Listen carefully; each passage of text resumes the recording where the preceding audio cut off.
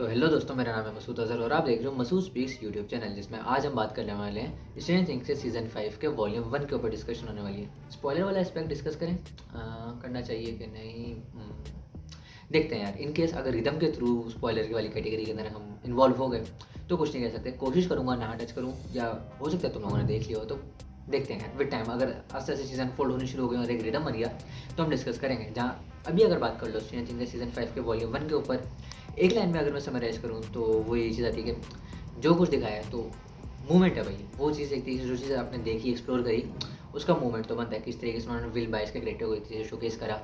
तुम कह सकते हो उस कैरेक्टर को सीज़न 1 से सीज़न 5 तक जिस तरीके से प्रोग्रेस करी है, उस कैरेक्टर के आर्क को जिस तरीके से ग्रोथ दी है, वो काफ़ी स्पेशल है। हम हमेशा स्टीव हैरिंगटन की तरह साइड पे रहते हैं कि यार कुछ देखने को मिल रहा है, उस कैरेक्टर की अपीयरेंस चाहिए, उस कैरेक्टर जैसा एक एस्थेटिक अपीयरेंस होनी चाहिए, उस जैसी एक प्रेजेंस नज़र आनी चाहिए। वो चीज़ हम उसी कैटेगरी के अंदर थे। मतलब कि हमें स्टीव हैरिंगटन पसंद है, हमें 11 कैरेक्टर पसंद है, मैक्स पसंद है, ठीक है। लेकिन विल बाइट से हम उतना अटैच थे नहीं। लेकिन वॉल्यूम 1 उस तरीके से उन सब चीज़ों को समराइज़ करके एक एपिसोड के अंदर एक तरीके से दिखा देता है और सारी लैमलाइट विल बाइस का कैरेक्टर हमारे पास ले जाता है। इस तरीके से उन्होंने माहौल वगैरह सेट कर दिया। बात करो तो इस तरीके से कि किस तरीके से वो बिल्डअप वगैरह दे रहे हैं, क्योंकि बिल्डअप वो सीज़न 4 तक दे चुके हैं, लेकिन अब उन्होंने वो सारी चीज़ें वाइंड अप करनी है।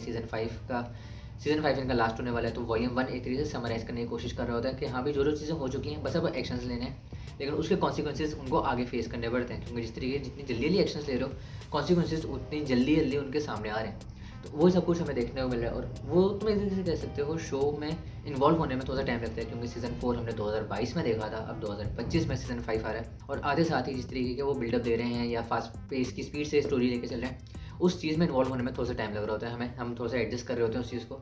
जहाँ वो तो बिल्डअप आ गया, जहाँ इस शो की स्टोरी एक तरीके से इस तरीके से है कि स्टोरी 1987 के अंदर कहानी टेक प्लेस करी है इसकी। इसमें हमें जो कैरेक्टर्स नज़र आ रहे हैं वो ये है कि इसमें कैरेक्टर्स के दरमियान में रिलेशनशिप, हॉपर और 11 के दरमियान का रिलेशनशिप काफ़ी स्पेशल नज़र आ रहा है कि हाँ यार, अब वो काफ़ी ज़्यादा एक बाप बेटी वाले रिलेशन के अंदर आ गए, एक फादर डॉटर वाला रिलेशनशिप हमें इसमें नज़र आ रहा है।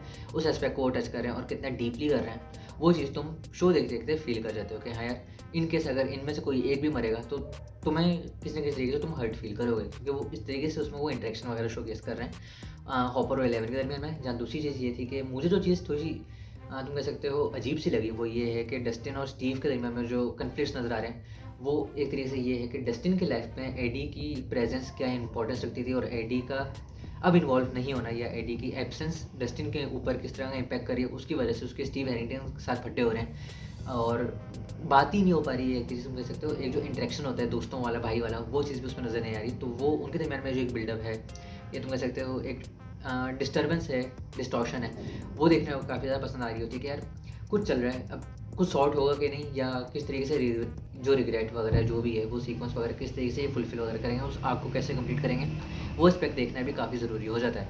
वो डेस्टिनी वाली चीज़ आ जाती है। जहाँ इस शो के अंदर जो अभी तक वॉल्यूम 1 में हमने देखा वो ये है कि एक ट्विस्ट ये है कि हमारे पास जो हॉली हमारे माइक की बहन होती है वो गायब हो जाती है, और उसको गायब करने वाला मास्टरमाइंड हमारे पास वेक्ना ही होता है। स्टोरी जिस तरीके से अनफोल्ड हो रही होती है, वो ग्रो कर रही होती है, वो काफ़ी ज़्यादा स्पेशल नजर आता है। वेक्ना की जो टेक्निक है इस दफ़ा वो काफ़ी चेंज हो चुकी है, क्योंकि वो विद टाइम चीज़ें सीख चुका है कि विल को उसने जिस तरीके से अगवा किया था, वो टेक्निक इस दफ़ा हॉली के साथ नहीं चलेगी। हो सकता है हॉली के साथ चल जाए, लेकिन उसको सिर्फ इस बार हॉली नहीं बल्कि और ज़्यादा बच्चे चाहिए।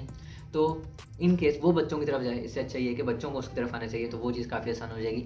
तो उसने अपनी टेक्निक या वे ऑफ स्टाइल चेंज किया है, ताकि उसको पीछा ना करना पड़े, बल्कि बच्चे उसकी तरफ खुद आ जाएँ, खुद अट्रैक्ट हों।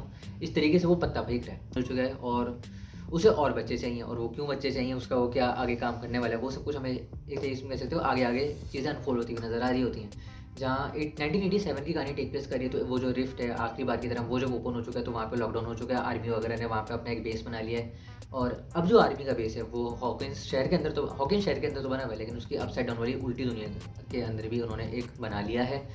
तो इस तरीके से लोगों का आना जाना चल रहा है, और तुम कह सकते हो और जो एसेसरीज़ वगैरह होती हैं, रिसोर्सेज होते हैं, वो किस तरीके से एक जगह से दूसरी जगह प्रोवाइड किए जा रहे हैं, उसके दरमियान में जो केओस मच रहा है, वो चीज़ देखने में काफ़ी ज़्यादा मज़ा आता है कि यार किस तरीके से उस चीज़ को वो बिल्डअप वगैरह दे रहे हैं।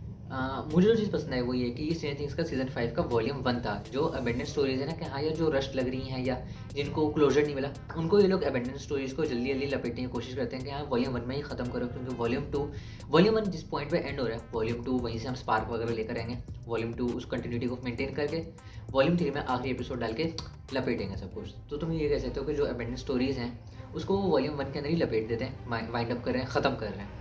जो चीज़ काफ़ी अच्छी है। कुछ न्यू एलिमेंट्स इंट्रोड्यूस किए इन्होंने, जो कि तुम कह सकते हो वॉल्यूम 2 के अंदर एक्सप्लोर किए जाएँगे। जहाँ बच्चों का एटीट्यूड काफ़ी अलग तरीके से नज़र आ रहा है कि एक टाइम पे वो बचते भागते नज़र आते हैं, लेकिन अब वो और बच्चों को वो बचा रहे हैं, उनको वो लीड कर रहे हैं, और इस बार उनके दरमियान में एक एग्रेशन, एक जो होता है ना, एक टीनेजर वाली जो वाइब होती है कि यार तुम कह सकते हो सोर्सेज़ ढूँढना, किसी तरीके से फड्डे हों, लड़ाई हो, उस तरह के वो सोर्सेज़ वगैरह ढूँढने की कोशिश में वो लगे हुए हैं। तो वो एटीट्यूड उनका नज़र आता है, जहाँ ये वॉल्यूम 1 फन, वार्म फीलिंग वगैरह हमें दे रहा होता है। जो भी था, मूवमेंट तो था। इस वीडियो में देख के कुछ भी अच्छा लगा हो, मज़ा आया तो लाइक मार दो इस वीडियो को। इस चैनल पे कहीं से भी आ गए हो तो सब्सक्राइब तो मार ही देना इस चैनल को, और वीडियो ज़्यादा ही अच्छी लग गई है तो अपने दोस्तों को शेयर कर देना। मेरा इंस्टाग्राम हैंडल आपको नीचे डिस्क्रिप्शन में देखने को मिलेगा। तब तक देखते रहो मसूद स्पीक्स यूट्यूब चैनल। अल्लाह हाफ़िज़।